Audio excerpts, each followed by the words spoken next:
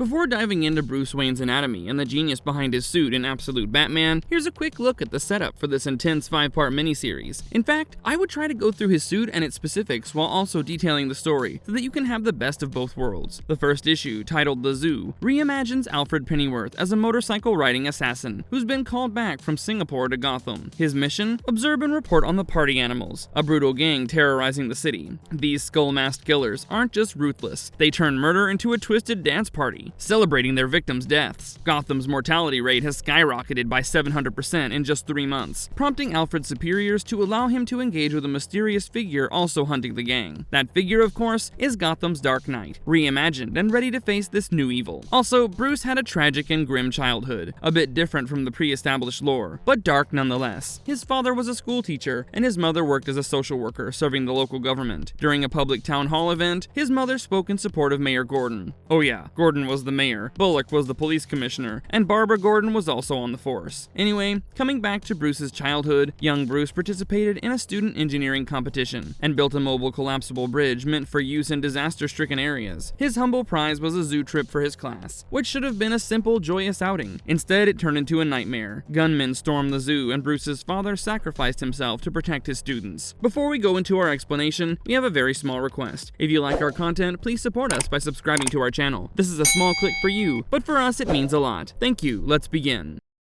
The Bulletproof Bat Suit. In this reimagining, Batman's suit is an absolute game changer. During a town hall led by Mayor Jim Gordon to address the party animals, chaos erupts as the gang arrives in droves, ready to wreak havoc. When Gordon is targeted, Batman intervenes. The party animals retaliate, unleashing a storm of bullets aimed directly at him. In response, Batman wraps his wings around his body, revealing a suit that deflects every shot with ease. The bullets fall harmlessly to the ground, as if hitting steel. This new bat suit is quite an upgrade. It's a masterpiece of defense. While previous suits have incorporated some level of protection, this version takes it to an entirely new level, surpassing even the best Kevlar. It's not just bulletproof, it's as if Batman himself has become an indestructible force, and his armor turns the most violent assaults into mere inconveniences. This evolution in his suit reflects the darker, more intense tone of Absolute Batman.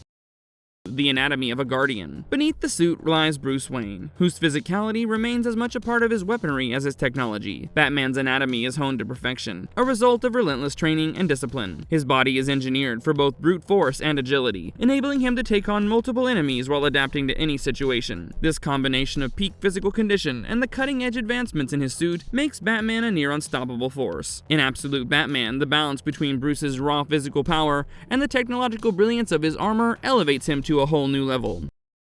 His bat ears are secretly deadly weapons. Remember that scene in Batman Begins where Bruce and Alfred ordered thousands of cowls, only to find them ridiculously fragile? Well, that's not a problem for Absolute Batman. In this version, the bat ears on his cowl aren't just decorative, they're lethal. They double as sharp knives, perfect for close combat, and can even be detached and thrown like batarangs. This upgrade transforms them from mere costume accessories into serious weapons, underscoring the no-nonsense approach of Gotham's protector. These deadly bat ears feel like an essential enhancement for the world's greatest detective. They show that Batman is evolving, adapting his gear to deal with Gotham's increasingly dangerous villains. And honestly, it's satisfying to see this pragmatic, brutal edge to his crime-fighting arsenal. Sure, human rights advocates in Gotham might have something to say about this, but when it comes to keeping the streets safe, Batman knows what's necessary. This is the kind of Batman we want, one who takes the fight to the bad guys with no apologies.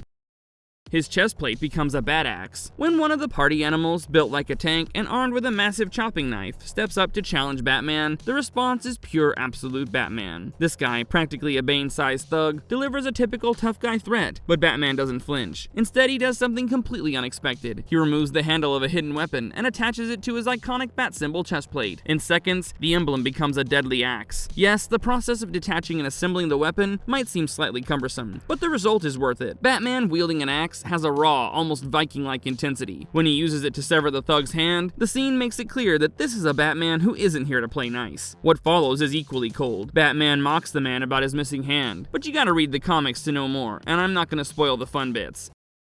Absolute Batman is the most jacked up Batman yet. No disrespect to Robert Pattinson or Christian Bale, they brought their unique takes to the Dark Knight, and Bale especially will always be a strong contender for the greatest Batman debate. That said, one area where they didn't quite hit the mark was in sheer physicality. Sure, Ben Affleck brought the bulk, but his version came with baggage. Now, Absolute Batman delivers the hulking powerhouse Bruce Wayne we've always envisioned. This is Batman dialed up to 11, dripping with raw strength and primal masculinity. From the very beginning, it's clear this Bruce isn't messing around. He trains in Killer Croc's gym, smashing punching bags with such force that they explode into sand. It's a scene straight out of a Captain America playbook, but it fits Bruce perfectly. This isn't just muscle for show, it's power with purpose, built for dismantling Gotham's worst threats, and he's only getting started. As young as he is in this story, his potential seems limitless. It's the Batman we've always imagined, the physical embodiment of unstoppable determination.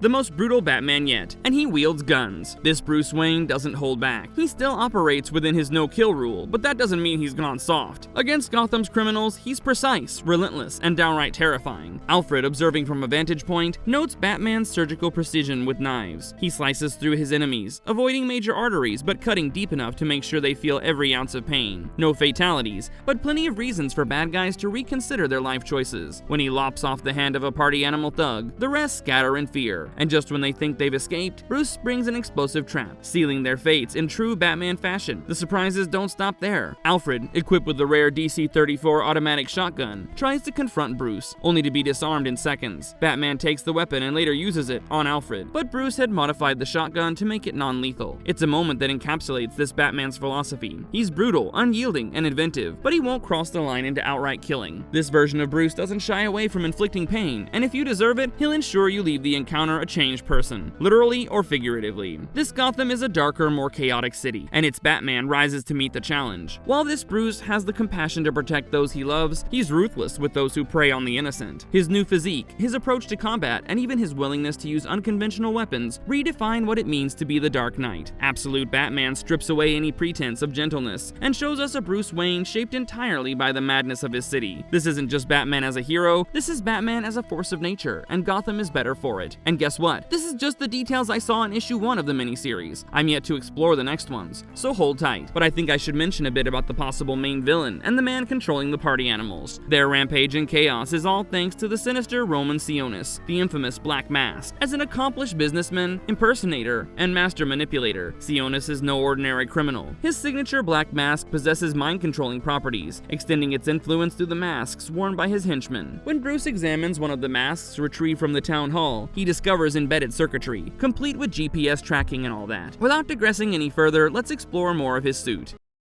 His suit doubles as a grappling hook. The second issue begins in the middle of the action, just like James Gunn promised the new Superman movie would begin, in the middle of the action. Anyway, as the bad guys, aka the party animals, increase their offensive, Batman rolls into action. In one of the scenes, he uses his suit as a grappling hook to take down a few of the party animals. This Batman moves swiftly to deliver his unique brand of justice. It feels as if he's a mammoth force, trampling down ants that dare to block his path. Nearly nothing stands in the way.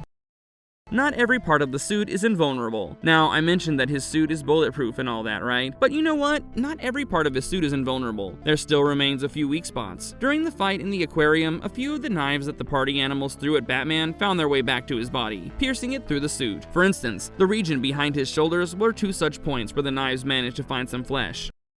Spiky back. Now, the reason behind such an invulnerability, as stated above, could be because of an additional lethal feature that the suit has. I'm talking about the magnificent yet deadly spikes that protrude out of his back, making him a force to be reckoned with. These were strong enough to destroy the super strong aquarium glass walls with a simple touch. I wouldn't be surprised if these spikes destroyed even concrete and steel. In the story, after Batman ruptures the glass walls, water flows out and distracts the party animals. While he gets himself to a vantage point, he used a chemically concentrated version of vinegar and unleashed the balls of concentrated vinegar into the saline water below. This creates an instant hydrochloric acid, which started to burn the party animals, who were left with no choice but to retreat. And as they left the place, they were greeted by the cops outside. At this point, the comic proceeds like any other. Story, story, story. Not much about the suit and such, but we do learn that Gordon and Martha Wayne have become close friends in the wake of her husband's death, and it was Gordon who had retrieved the boy moments after his father died, the boy being Bruce. Also, Commissioner Harvey Bullock is not someone who's happy about the whole Batman situation and sees him as a fugitive, but But people like Gordon have started to see reason in what Batman does and how he does it. In fact, Barbara tells Commissioner Gordon that Batman would not have tipped off the cops about the party animal hits, and wouldn't have risked his own life to hunt the monsters down if he didn't care about the people and their safety, or if he was somehow on the wrong side of the law. Later, Bruce comes to meet his friends, people who have been members of his rogues gallery, the likes of Killer Croc, Harvey Dent, etc. And here he learns that the party animal skull masks are fit with a geographical information system that maps shared targets onto a private GPS network. It also assigned different values to the targets, which meant that if one knew how to decode it, one could possibly get a beat on where the party animals would show up next. Anyway, he learns from Harvey that Hamilton Hill, the guy running for mayor, was getting a lot of funds from several shady sources. So Batman goes to investigate, only to learn that it was a setup and the entire GCPD was waiting for him outside. And this is where his uber cool vehicle comes into the picture.